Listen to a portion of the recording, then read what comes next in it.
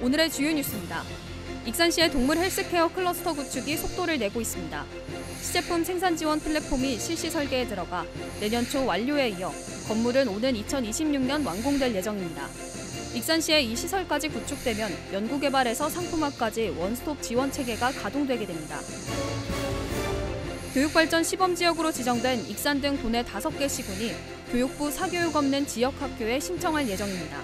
익산교육지원청은 이달 말까지 진로 연계와 특기 적성 방과 후 프로그램 등을 마련해 계획서를 제출할 예정입니다. 의정 갈등이 길어지면서 그동안 걱정이 없었던 간호학과 학생들의 취업난 우려가 일고 있습니다.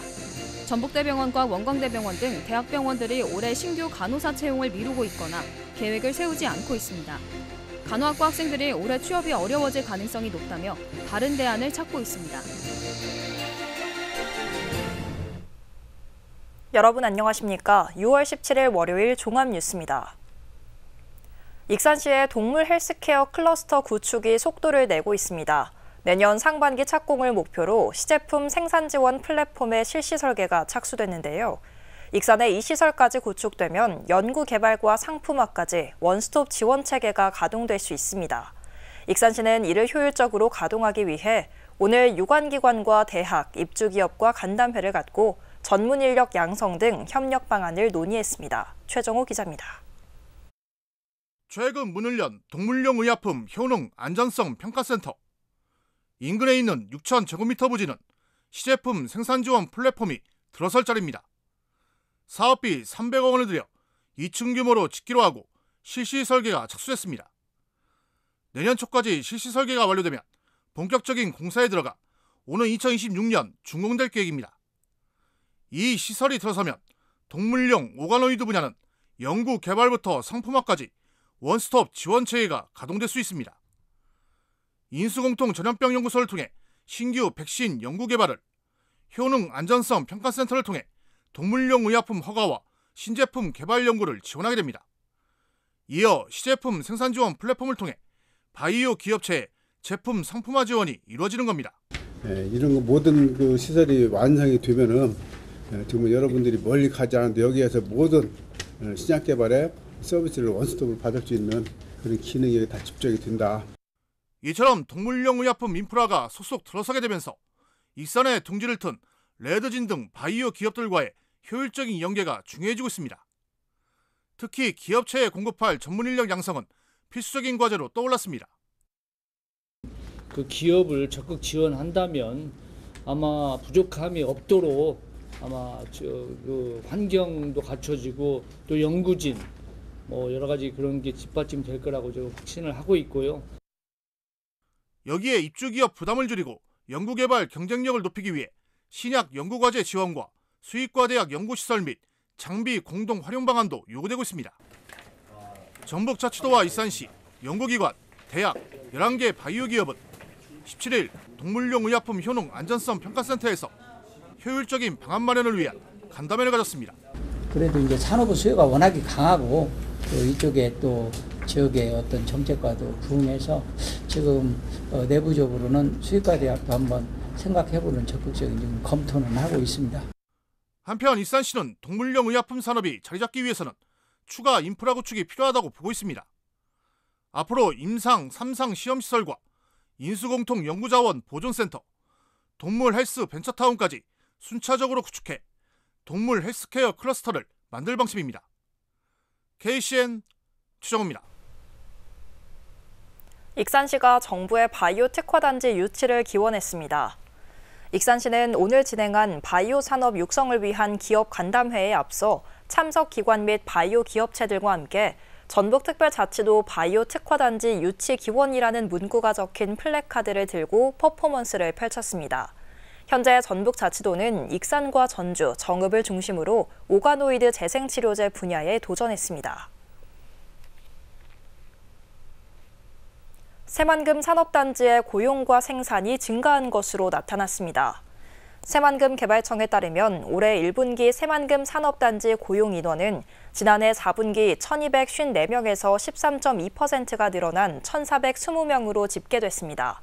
또 생산은 1,030억 원에서 142.6%가 증가한 2,502억 원입니다. 이는 2차 전기 기업을 중심으로 고용과 생산이 활발하게 이뤄지고 있기 때문입니다. 조배숙 의원이 국민의힘 전북자치도당을 이끌게 됐습니다.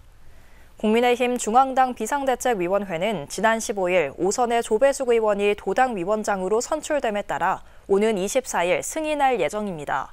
이에 따라 조 의원은 1년 동안 전북도당을 이끌게 됩니다. 조배숙 의원은 새만금 메가시티 등 윤석열 대통령 전북 공약 사항을 민주당과 협치해 이뤄낼 수 있도록 노력하겠다고 밝혔습니다. 진보당이 새 지도부 선거를 치른 결과 진보당 전북특별자치도당 위원장에 전권희 씨가 당선됐습니다. 또 익산지역 위원장에는 손진영 익산시 의원이 투표율 57.52%에 찬성률 98.48%로 당선됐습니다. 한편 진보당은 제3기 지도부를 선출하는 당원 투표를 지난 10일부터 닷새간 진행했습니다. 문승우 군산도의원이 후반기 도의회 의장 선거에 출마합니다. 문 의원은 오늘 도의회에서 출마 기자회견을 갖고 집행부에 대한 감시와 견제를 강화하고 전북특별법의 특례 조례를 신속하게 제정하는 데 힘을 기울이겠다고 밝혔습니다. 이어 의회 독립성 강화를 위한 지방의회법 제정 추진과 입법 정책 지원 서비스 제공, 상임위원회 추가 설치 등 5대 핵심 공약을 발표했습니다. 의정 갈등이 길어지면서 그동안 걱정이 없었던 간호학과 학생들의 취업난 우려가 커지고 있습니다. 전북대병원과 원광대병원 등 대학병원들은 올해 신규 간호사 채용을 미루고 있거나 계획을 세우지 않고 있는데요. 일부 간호학과 학생들은 올해 취업이 어려워질 가능성이 높다며 다른 대안을 찾고 있습니다. 김은서 기자입니다. 간호학과에 재학 중인 4학년 학생. 한 학기만 지나면 졸업이지만 친구들과 다시 진로를 생각해보고 있습니다. 지방 종합병원을 가든가 아니면 공무원 그쪽으로 생각하고 있다든가 남자들은 약간 소방 이쪽도 생각을 많이 하고 있는 것 같습니다. 또 다른 학생도 내년에 어떻게 해야 할지 막막합니다. 열심히 준비한 게 있는데 병원 취업이 이제 그런 사건으로 인해서 안 되니까 조금 많이 심적으로 불안하죠. 불안하고 좀 약간 미래가 좀 이제 걱정되기도 하고 의욕도 안 생기고. 대형 병원이 간호사 채용 공고를 내지 않거나 미루고 있기 때문입니다. 전국에서 상반기 간호사 채용 공고를 낸 대형 병원은 중앙대병원 한 곳뿐입니다. 도내 상급 종합병원인 전북대병원과 원광대병원도 현재로서는 올해 신규 간호사 채용이 어려워 보입니다. 두 학교 모두 신규 간호사를 매년 최대 300명씩 뽑아왔습니다. 하지만 올해는 의정 갈등으로 비상진료체계를 운영하고 있어 간호사 채용이 어려운 상황입니다. 전북대병원은 신규 간호사 채용을 잠정 연기했고 원광대병원도 간호사 채용 계획이 정해진 게 없는 상황입니다. 간호 인력들이 뭐 어떤 이동도 없고 그리고 지금 병동이 그런 상황이라 올해 신규 채용이 미뤄지게 되면 앞으로 있을 간호사 채용 경쟁률도 올라가게 됩니다. 신규 간호사 채용과는 상관없이 간호학과 졸업생들이 꾸준히 배출되기 때문입니다. 의대 증원에 대한 의정 갈등이 4개월째 이어지며 간호학과 학생들도 고민에 빠졌습니다. KCN 김은서입니다. 도내 병의원 중 일부가 내일 진행되는 의료계 집단 휴진에 참여하기로 했습니다. 전북자치도에 따르면 도내 전체 병의원 1,242곳 중 3.5%인 43곳이 내일 휴진하겠다고 신고했습니다. 하지만 전북대병원과 원광대병원은 상당수의 교수들이 내일 외래 진료와 수술을 하지 않기로 한 것으로 알려져 응급실과 중환자실 말고는 병원 운영에 차질이 우려됩니다. 전북자치도가 의료계 집단 휴진에 대응하고 있습니다. 도는 18일 휴진하는 의료기관에 대해서는 휴진 게시문을 부착하도록 하고 만성질환자와 내원 환자에게는 사전 진료를 받도록 유선 전화를 통해 안내하고 있습니다. 또 소아 환자를 위해 달빛 어린이병원 5곳 등을 정상 운영해 필수 의료 공백을 방지할 계획입니다. 한편 도는 지난 10일 정부 방침에 따라 의료기관 1,242곳을 대상으로 18일 진료명령과 휴진 신고 명령을 한 바 있습니다. 도내 동계 조사료 재배 예정 면적이 2만 7천 헥타르로 파악됐습니다. 도에 따르면 올해 조사료 재배 면적은 작년보다 1,000 헥타르 늘어났으며 조사료 생산량은 작년보다 2만 톤 늘어난 41만 톤으로 예상됩니다. 시군별로 재배 면적은 정읍시 6,360 헥타르, 김제시 4,761 헥타르, 익산시 3,592 헥타르 등입니다. 익산의 창해복지재단과 군산의 자윤이 오는 7월부터 도내 최중증 발달장애인 돌봄 서비스를 제공합니다. 전북자치도에 따르면 이들 기관은 지난 5월 도 공모를 통해 24시간 개별 지원 서비스 제공기관으로 최종 선정됐습니다. 서비스는 평일에만 진행되며 24시간 개별형, 주간 개별형, 주간 그룹형 등 3가지 유형으로 제공됩니다. 만 18세 이상 65세 미만의 지적 및 자폐성 장애인으로 등록된 자는 각 주소지 읍면동 행정복지센터에서 서비스 이용 신청을 하면 됩니다. 도내 학교에 지능형 과학실이 구축됩니다. 전북특별자치도 교육청은 올해 초중고등학교 39곳에 사업비 20억 원을 들여 지능형 과학실을 조성한다고 밝혔습니다. 지능형 과학실은 가상현실과 증강현실, 사물인터넷 등 첨단 기술 장비가 구축돼 학생들의 창의적인 과학 탐구 활동을 지원하게 됩니다. 교육발전 시범지역으로 지정된 익산 등 도내 5개 시군이 교육부 사교육 없는 지역 학교에 신청할 예정입니다. 익산교육지원청은 이달 말까지 진로 연계와 특기 적성 방과 후 프로그램 등을 마련해 계획서를 제출할 예정입니다. 오영묵 기자입니다. 지난 4년 동안 꾸준한 증가세를 보이는 사교육비. 통계청에 따르면 지난 2020년 전국 초등고등학교의 사교육비 총액은 19조 4천억 원, 참여율은 67.1%였습니다. 하지만 지난해에는 3년 전보다 학생 수가 14만 명 줄었음에도 사교육비 총액이 27조 1천억 원으로 올라 역대 최고치를 달성했고 참여율도 78.5%로 높아졌습니다. 교육부는 이 같은 사교육 증가를 막기 위해 사교육 없는 지역학교를 추진합니다. 사교육 없는 지역학교는 교육발전 특구 시범지역 가운데 지역 또는 학교 단위로 신청을 받아 사교육 경감 프로그램을 지원하는 사업입니다. 익산교육지원청에 따르면 익산시를 포함한 도내 교육발전 특구 5곳 모두 사교육 없는 지역학교를 준비하는 가운데 익산에서는 4개 고교가 신청합니다. 익산교육지원청은 교육발전 특구 예산 부족으로 지원이 미비했던 학교들을 사교육 없는 지역학교 예산을 통해 지원한다는 계획입니다. 사교육 없는 지역학교 총 지원액은 100억 원으로 지역별로 최대 3년 동안 5억 원을 지원받을 수 있습니다. 교육지원청은 매년 1억 원 이상 지원을 목표로 진로 연계와 특기 적성 등 학교 맞춤형 방과 후 프로그램을 마련해 이달 말 계획서를 제출할 예정입니다. 근데 이제 저희 입장에서는 익산은 1억으로는 조금 좀 효과를 보기엔 조금 부족한 액수인 것 같아서 저희가 계획서 제출은 조금 액수를 늘려서 하려고 하고 있어요. 일부에서는 사교육 경감 프로그램이 우열반 도입 등으로 변질을 우려했지만 교육지원청은 계획된 바가 없다고 일축했습니다. 그 수준별 편성이나 이런 것도 예전에 했었더라고요. 근데 저희는 그런 거를 지향하고 있고. 교육부는 다음 달 컨설팅을 거친 뒤 사교육 없는 지역학교 운영을 시작할 예정입니다. 익산의 4개 고교가 사교육 없는 지역학교에 선정돼 사교육 부담 경감과 공교육 기능 강화에 성공할 수 있을지 주목됩니다. KCN 오형묵입니다.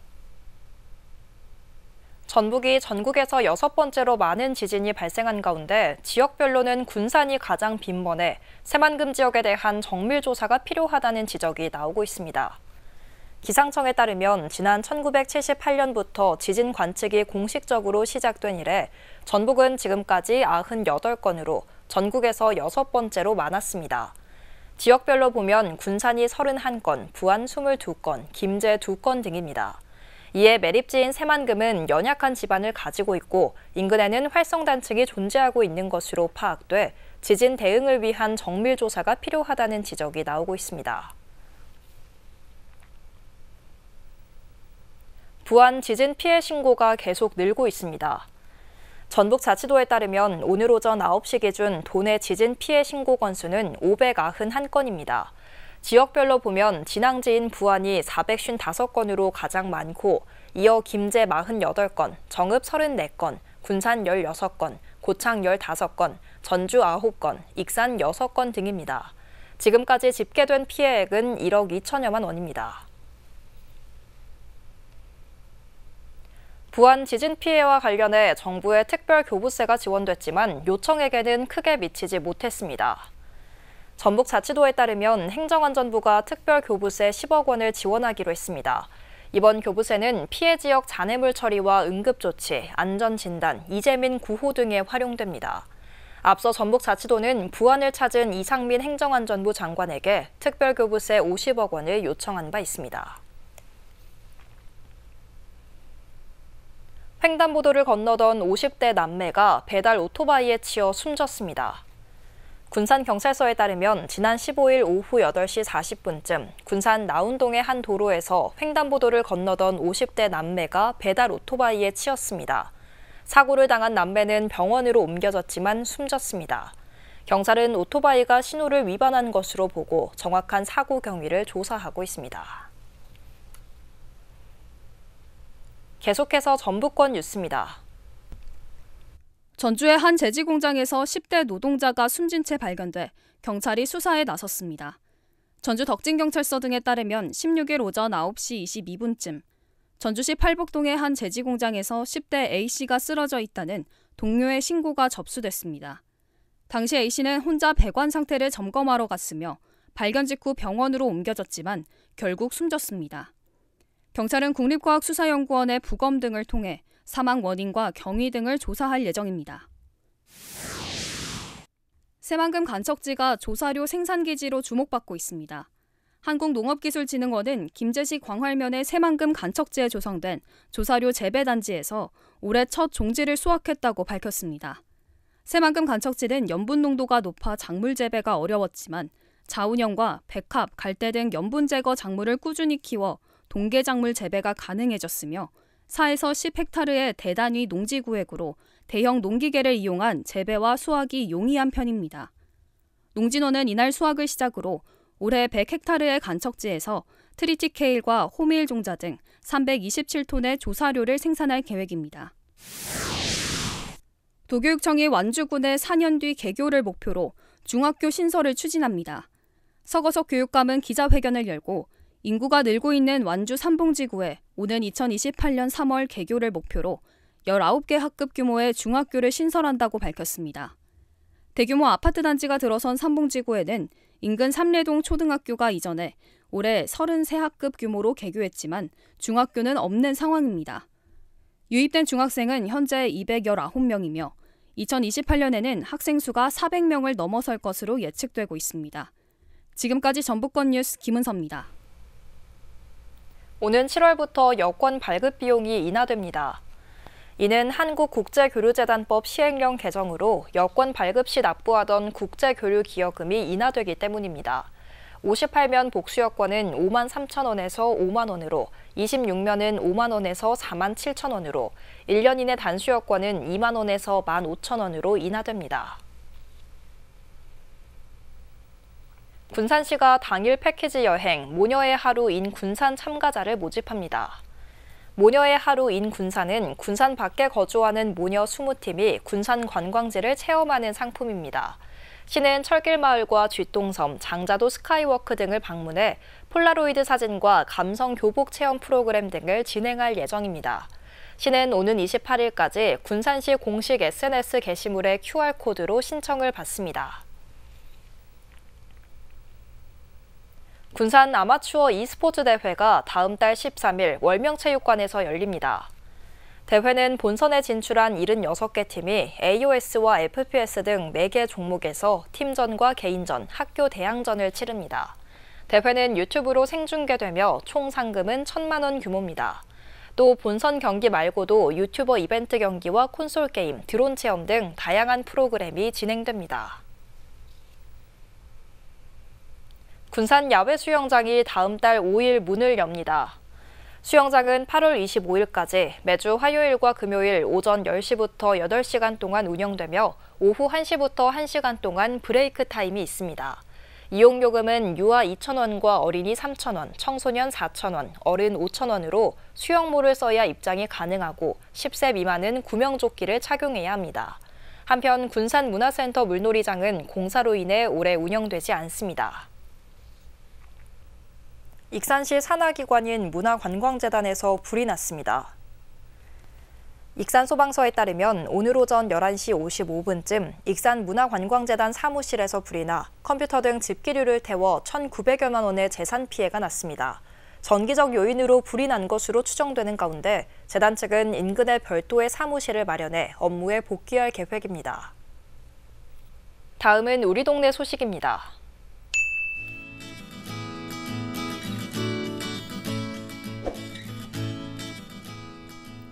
익산시청 신유진 선수가 제53회 전국 종별 육상 경기 선수권 대회 여자 원반 던지기에서 57m 70을 던지며 한국 신기록을 수립했습니다. 신유진 선수는 2021년 7월 본인이 세웠던 기록을 약 3년 만에 넘어서며 금메달을 차지했는데요. 익산시청 입단 7개월여 만에 한국 신기록을 세우는 등 한국 투척의 제목으로 평가받고 있습니다.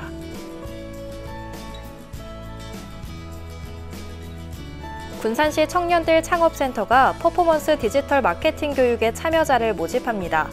교육은 7월 11일부터 이틀간 청년들 3층 IT 교육실에서 진행되며 현장에서 필요한 실전 기술들을 교육하는데요. 주민등록상 주소지 및 사업장 소재지가 군산인 창업가 또는 예비 창업가이며 마케팅을 위한 온라인 마켓이나 아이템을 보유한 사람은 7월 5일까지 군산시 청년들 홈페이지를 통해 신청 가능합니다.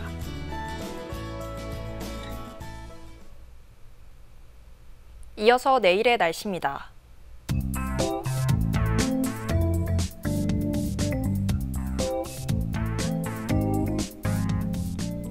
내일 전북은 맑은 가운데 최고 체감 온도가 31도 이상으로 올라 덥겠습니다.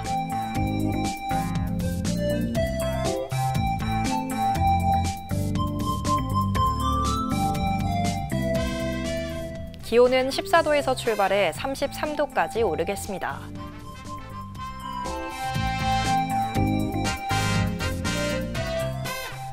군산은 맑은 가운데 28도까지 오르겠습니다.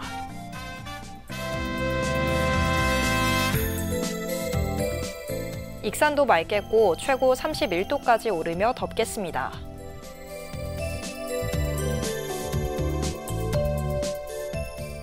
바다의 물결은 0.5에서 1m 사이로 일며 매우 잔잔하겠습니다. 날씨였습니다. 이상으로 KCN 종합뉴스를 마칩니다. 정확한 보도로 늘 함께하겠습니다. 시청해주신 여러분 고맙습니다.